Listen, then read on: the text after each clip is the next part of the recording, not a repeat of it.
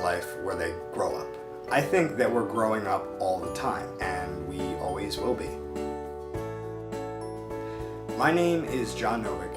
I'm 22 years old, and I am a dwarf with achondroplasia. Before I was even born, my mother studied genetics in graduate school. Specifically, she had an interest in achondroplastic dwarfism that she did a study on.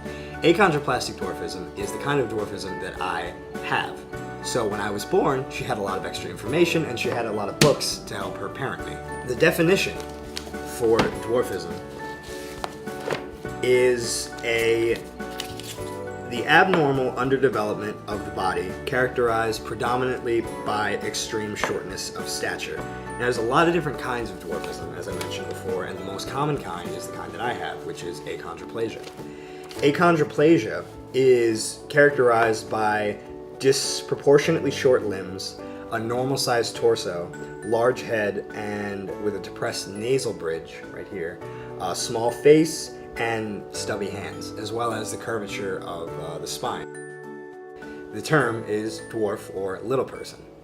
One or the other is totally fine, just not midget. A lot of times midget is thrown around as the term to describe someone who has dwarfism, and not only is that incorrect, but it's incredibly offensive.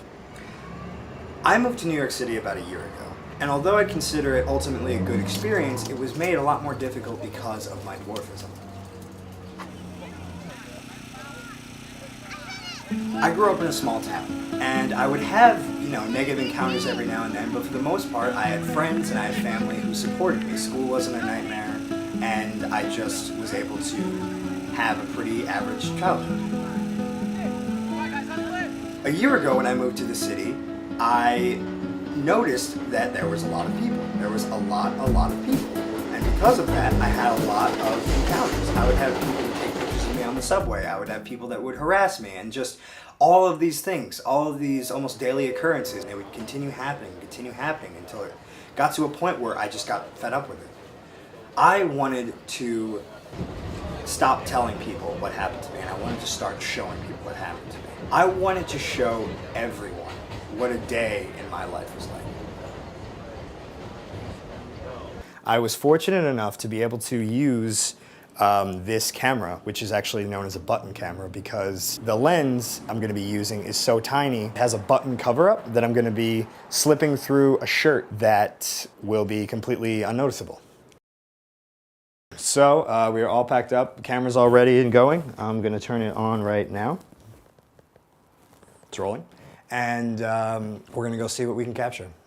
So let's head out.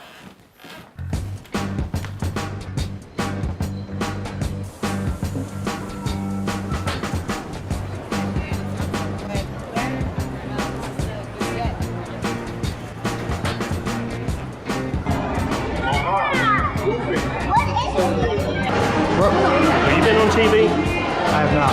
You know who you look like? Who? Have you ever seen that show, Little People, Big World? Yeah. Yeah.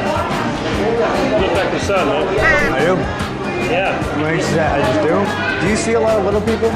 Man, I'm from Oklahoma. Oh, yeah? What? What is that?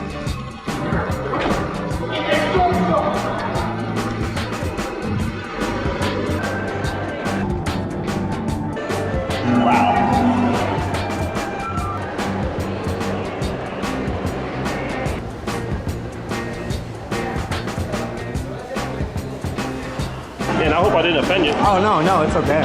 I appreciate that. No, it's fine. Hey. Can I get your picture?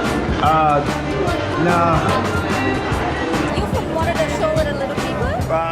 Not that I know of, no, I'm not. Oh, you look identical as the guy. I don't want to tell anyone what to do or what to think or how to feel. But instead, what I'll do is I'll ask. I'll ask that the next time you see someone who is different than you, think about what their day might be like. Think about all of the events of their life leading up to that point. Then think about their day and think about what part of their day do you want to be.